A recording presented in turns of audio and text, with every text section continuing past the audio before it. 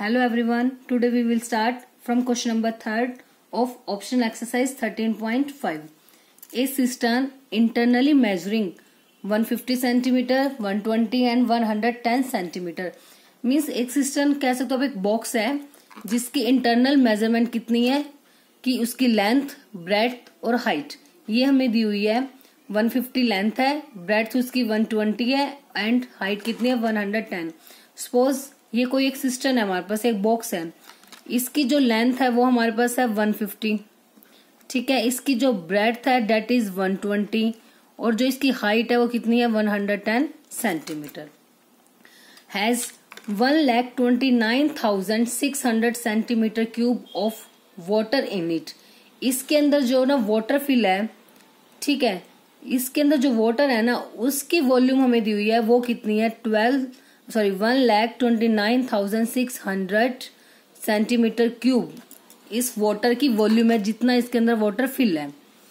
अब उसके बाद ये कह रहे हैं porous bricks are placed in the water until the cistern is full to the brim.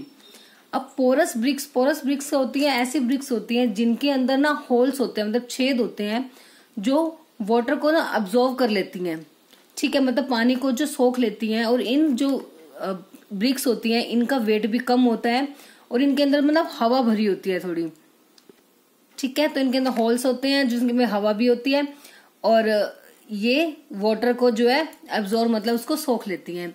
अब इन पोरस ब्रिक्स को हमने इसके अंदर प्लेस किया। सपोज यहाँ तक का इसमें वाटर था, उसके बाद ना इसके अंदर हमने क्या किया, ब्रिक्स हमने इसके अंदर डाल दी। सपोज ऐसे मतलब ब्रिक्स डाल दी कोई भी काफी सारी, ठीक है। कब तक ब्रिक्स में इतनी ब्रिक्स डालनी है कि जब तक ये इट इज जो cistern is full up to the brim. Up to the brim मतलब बिल्कुल ऊपर किनारे तक, जब तक ये भर नहीं जाता तब तक इसके अंदर हमने क्या डालनी है, ब्रिक्स डालनी है, ठीक है। सपोज इसके अंदर ये पानी यहाँ तक था, उसके बाद जितना बच गया उसमें हमने ब्रिक्स डाल दी ताकि वो कहाँ तक फिल हो जाए, बिल्कुल ऊपर तक। ब्रिम का मतलब है पूरा ऊपर तक फिल हो जाए, उसके अंदर और कुछ ना आ सके। अब each brick absorb 1/17 of its own volume. अब जो हर एक ब्रिक है, हमें पता है जो ब्रिक होगी वो किस शेप में हो जाएगी, ब्रिक एक क्यूबोइडल शेप में होती है। सपोज ये ऐसी हो गई,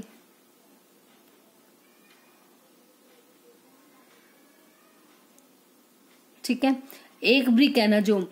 अब ये जो ब्रिक है वो क्या करती है, वाटर एब्जॉर्व करती है, कितना 1/17 ऑफ इट्स ओन वॉल्यूम। मतलब जितनी इस ब्रिक की वॉल्यूम होगी ना उसका 1/17 ये वाटर ऑब्जर्व करती है एक brick.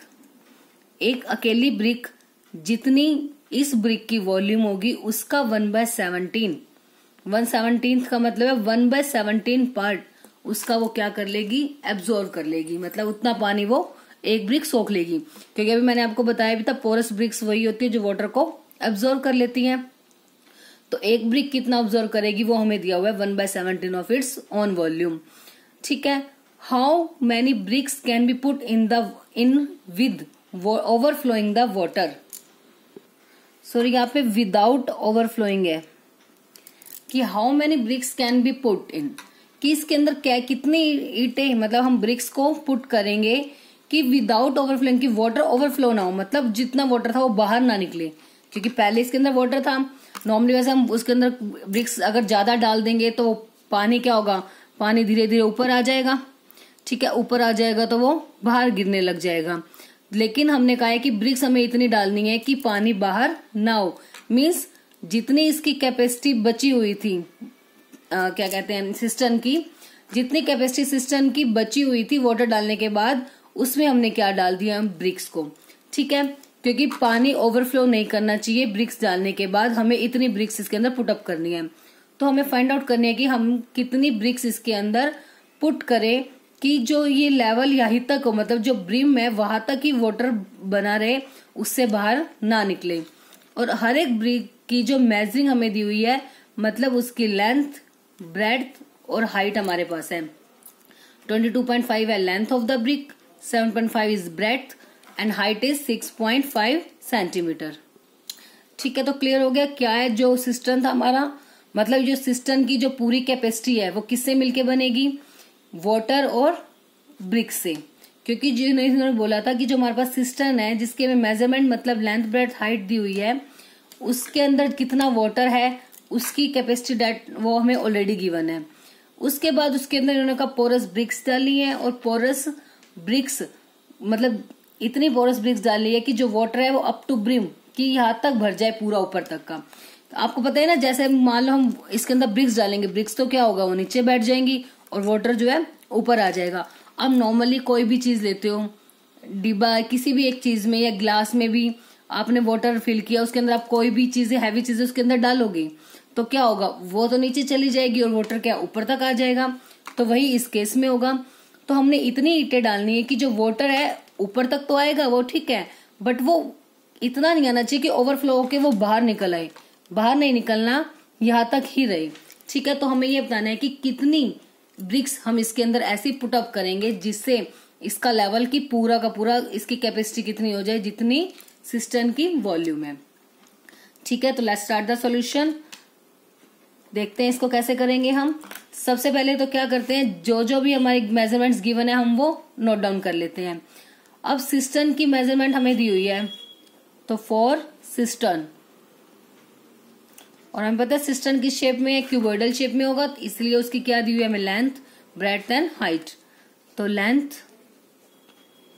Means L that is 150 centimetre and breadth मतलब कि B that is 120 and height जिसको हम क्या लेट कर लेते हैं H, वो कितनी है 110 सेंटीमीटर। अब ये तो हो गई किसकी मेजरमेंट, सिस्टम की। अब उसके बाद किसकी दी हुई है हमें, ब्रिक्स की ना। तो फॉर 1 ब्रिक, क्योंकि ये एक ब्रिक की मेजरमेंट है कि हर एक जो ब्रिक है वो इतनी इतनी मेजरमेंट की होगी, हमें नहीं पता कितनी ब्रिक्स हमने पुटअप की हैं। तो फॉर 1 ब्रिक क्या हो जाएगी, उसकी क्या दी हुई है हमें, लेंथ।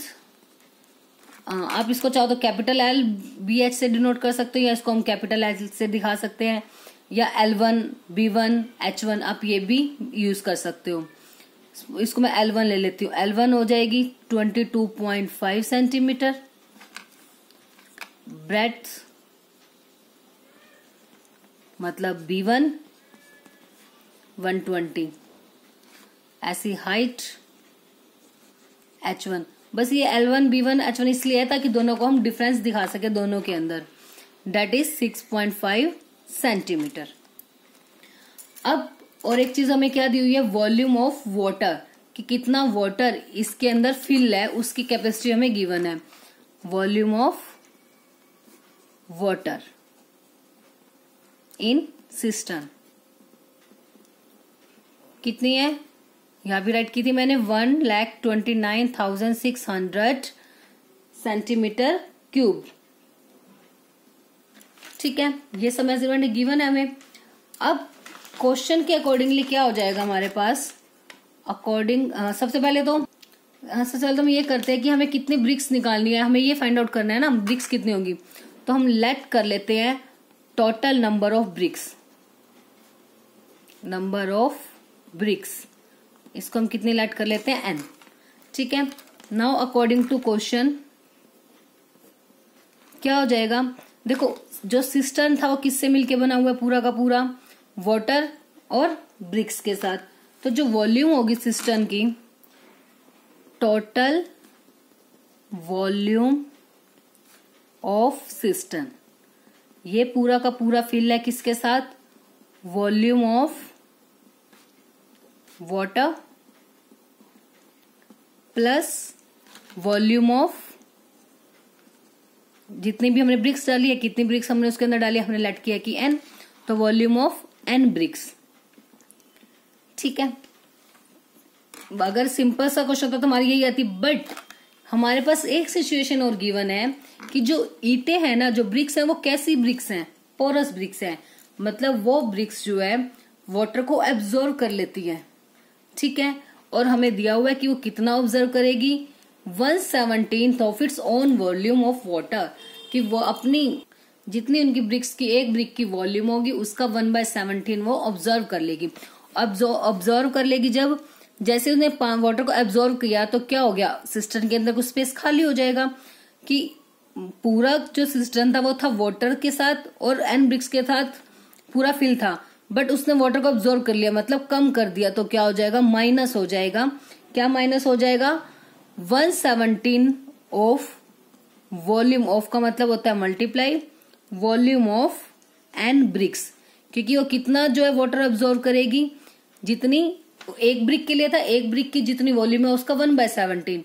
हमारी कितनी ब्रिक्स है टोटल, एन, तो वॉल्यूम ऑफ एन ब्रिक्स के लिए भी क्या हो जाएगा, सेम 1/17। आप चाहो तो वॉल्यूम ऑफ 1 ब्रिक निकालो, फिर उसका 117, आप उसको माइनस कर सकते हो, आपकी मर्जी है। क्योंकि एन ब्रिक्स है जो वाटर एब्जॉर्ब करेंगी, वो तो सभी की सभी ब्रिक्स, जितनी भी ब्रिक्स हैं वो सभी वाटर एब्जॉर्ब करेंगी। तो कितना वाटर एब्जॉर्ब कर लेंगी वो टोटल, अपनी वॉल्यूम का 1/17। तो कितनी वॉल्यूम निकालनी थी ब्रिक्स की, एन ब्रिक्स की वॉल्यूम निकाली है, तो अपनी वॉल्यूम का 1/17 मतलब इसकी 1/17 से क्या हो जाएगी, मल्टीप्लाई। एक बार फिर से मैं आपको ये चीज समझा देती हूँ। क्या था हमारे पास, देखो एक सिस्टम था जो कि वाटर के साथ फिल था। फिल तो क्या कंप्लीट नहीं था, उसके अंदर वाटर था जिसकी हमें कैपेसिटी दी हुई थी, इतना वाटर है उसके अंदर। अब उसके बाद इसमें हमने कुछ पोरस ईंटें डाली, पोरस ब्रिक्स डाली जो कि वाटर को एब्जॉर्ब कर लेती हैं, ठीक है। और ब्रिक्स हमें इतनी डालनी है कि जो ये फुल हो जाए सिस्टम कहाँ तक, अप टू ब्रिम, मतलब ऊपर किनारे तक फिल हो जाए। और हमें निकालनी है कि नंबर ऑफ ब्रिक्स, कि इतनी ब्रिक्स हमने इसके अंदर डालनी है जिससे जो वाटर का लेवल है वो कहाँ तक आ जाए, इसकी किनारे तक, बाहर ना निकले, ओवरफ्लो वाटर ना हो। तो अब हमें पता है जो ये पूरा एक क्यूबॉइडल शेप में है, तो इसकी जो पूरी कैपेसिटी होगी वो किसके इक्वल होगी, जो जो इसके अंदर फिल है। क्या क्या फिल है इसके अंदर, वाटर और ब्रिक्स। तो वाटर और ब्रिक्स हमने मान ली कि टोटल n ब्रिक्स है, तो सिस्टम की वॉल्यूम हो जाएगी volume of water plus volume of n bricks. But ये एक कंडीशन और दे रहे हैं कि जो वाटर है हमें वो पोरस ब्रिक ईंटें हैं, तो वो एब्जॉर्ब करे, कितना वाटर एब्जॉर्ब करती है, अपनी वॉल्यूम का 1/17।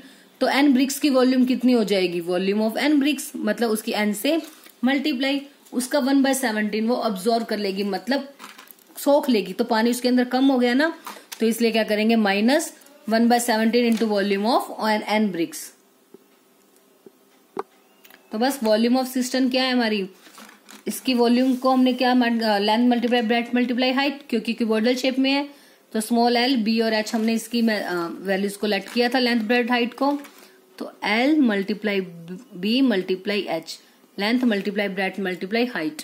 वॉल्यूम ऑफ वाटर वो हमें ऑलरेडी गिवन है, volume of water 129600 plus volume of N bricks, तो एन तो ऐसी रहेगा, और एक ब्रिक की मेजरमेंट हमें गिवन है ये L1 B1 H1, एन की निकालने तो उसकी एन से क्या हो जाएगी, मल्टीप्लाई। फिर ब्रिक भी क्यूबॉइडल शेप में है तो length multiply breadth multiply height, तो उसको हमने माना था L1 B1 H1। और अगर आप मान लो कि इसमें मानना चाहते हो capital L capital B capital H, तो वो आपकी मर्जी है, वो भी मान सकते हो। -1/17 ऑफ एन ब्रिक्स, मतलब एन एज इट इज और उनकी वॉल्यूम यही same, L1 multiply B1 multiply H1, ठीक है।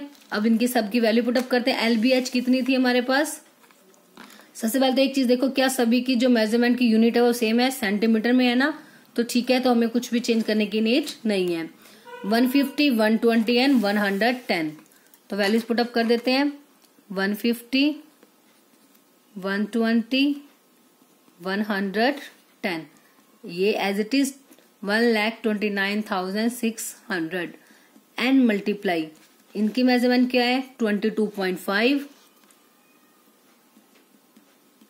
Multiply 120 and 6.5, so 120 multiply 6.5, sorry इसकी 120 नहीं 7.5 है, बाय मिस्टेक मैंने यही सेम उठा ली, 7.5, ठीक है। तो इसको पुट कर देते हैं, इसको 7.5 है यहाँ पे,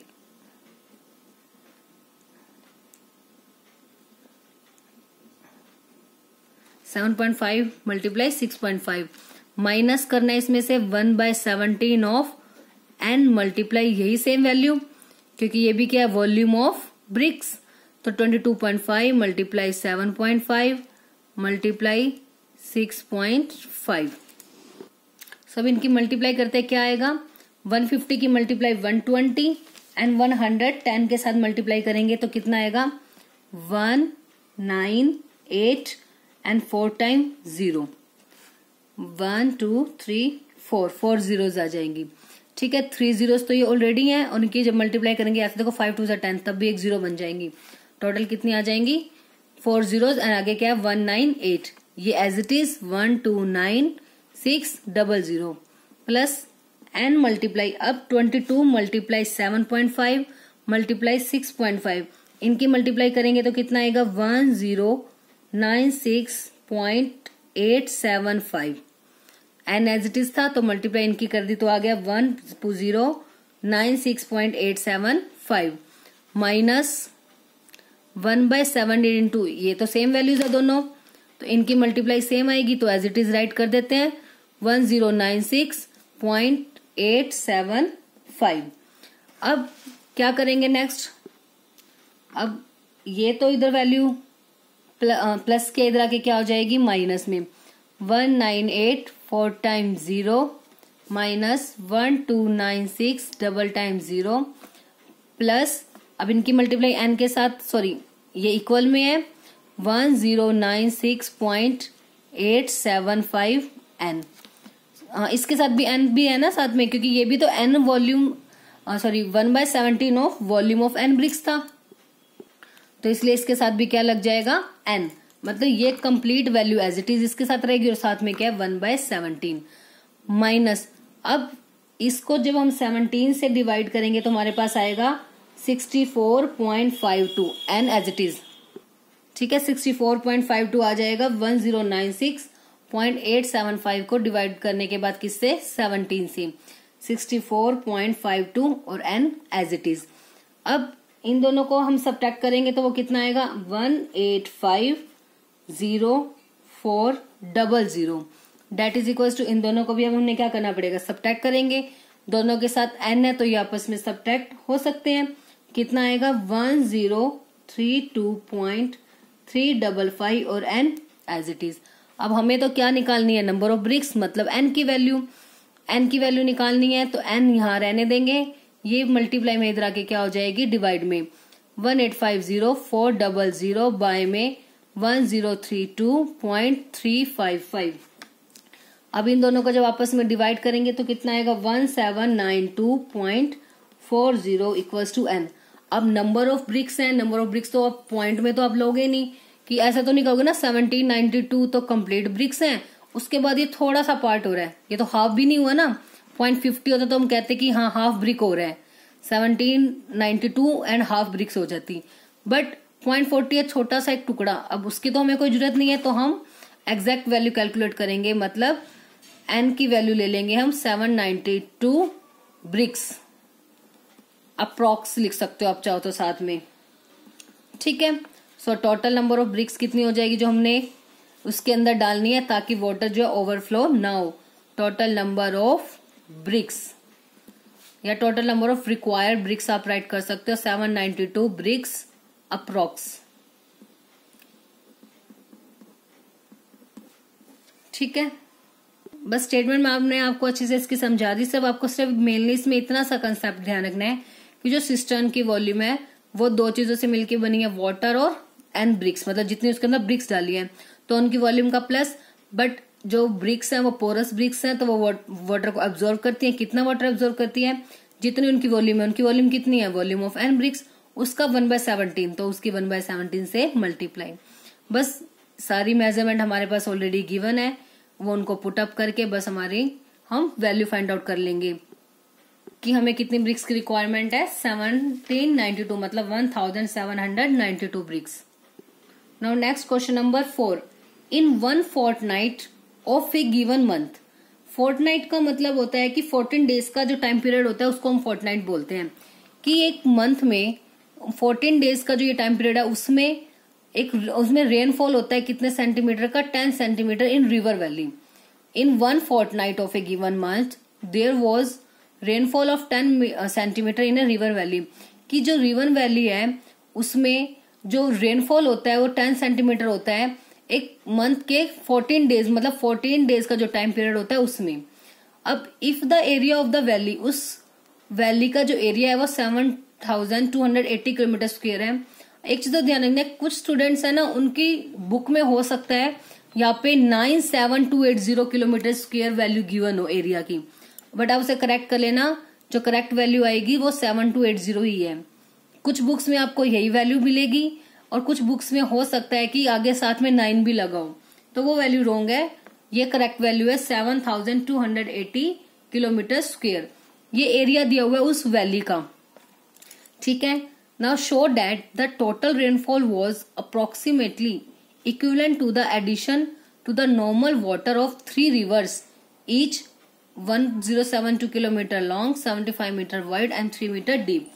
अब ये कह रहे हैं कि हमें ये दिखाना है कि जो ये फोर्टनाइट के टाइम पे जो ये रेनफॉल हो रहा है वैली में, उसमें जो वाटर है ना उसकी वॉल्यूम जो इक्विवेलेंट है किसकी, नॉर्मल वाटर ऑफ की, नॉर्मली जो वाटर 3 रिवर्स का जो वाटर होगा उसके, कि इस टाइम पे फोर्टनाइट के टाइम पे जो रिवर वैली में जो रेनफॉल होगा, ठीक है, उसमें जो वाटर आएगा ना वो नॉर्मली जो वाटरफॉल नॉर्मली जो वाटर रहता है रिवर्स में, कितने रिवर्स में, वो भी 3 रिवर्स में, ठीक है, उनके वाटर के इक्विवेलेंट होगा। मतलब volume of water in rainfall, river valley में जो रेनफॉल हो रहा है उसके वाटर की वॉल्यूम इक्विवेलेंट होगी। ये नहीं है कि इक्वल नहीं होगी, इक्विवेलेंट का मतलब है नियर अबाउट हो सकती है, ठीक है, कि नियर अबाउट होगी किसके, की 3 रिवर्स की वॉल्यूम के, मतलब 3 रिवर्स के वाटर की वॉल्यूम के, कि कहते हैं उन 14 दिनों में ना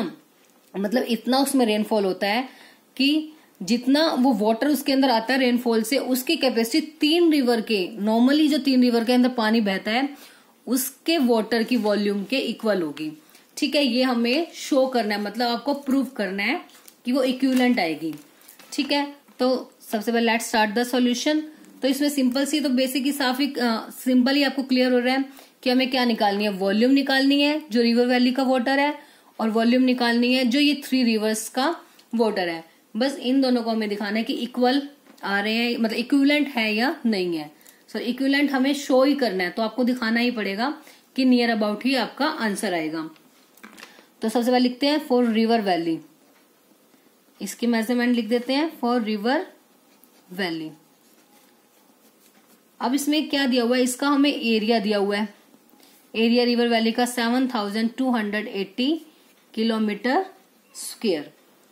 अब उसके बाद हमें क्या दिया हुआ है, इसकी हाइट की, जो ये रेनफॉल हो रहा है उसमें।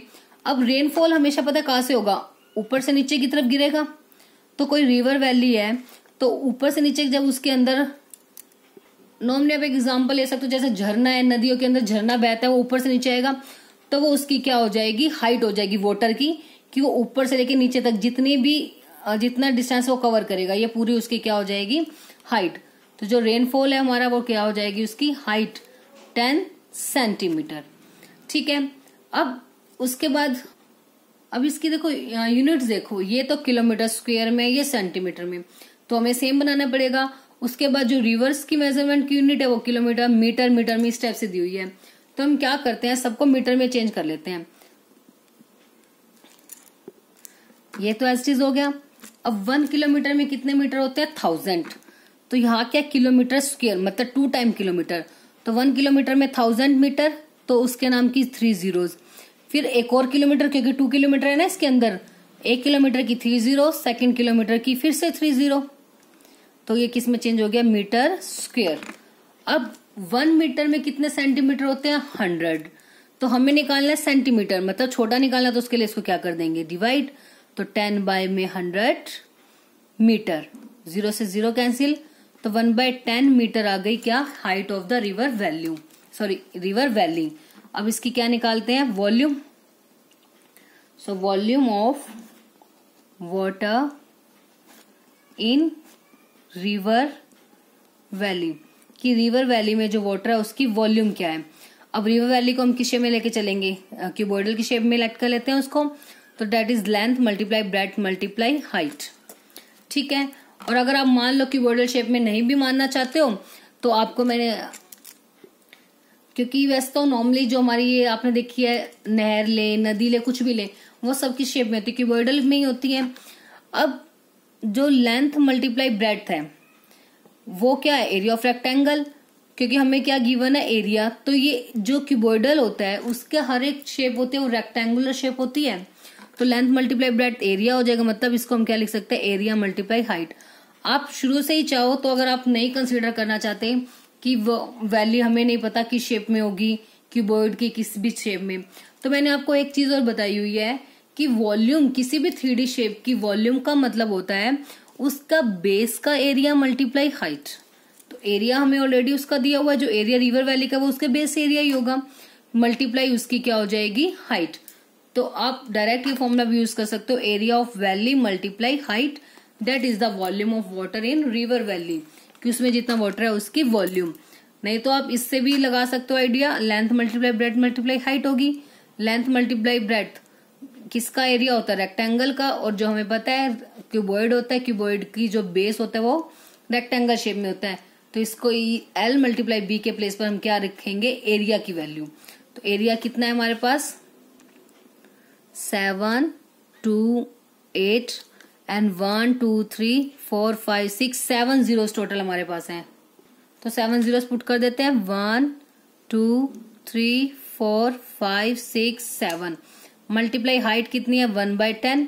तो एक जीरो से एक जीरो क्या हो जाएगी, कैंसिल आउट।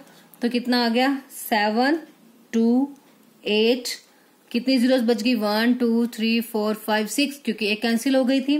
तो 1 2 3 4 5 6 मीटर की यूनिट है हमारी, तो मीटर क्यूब।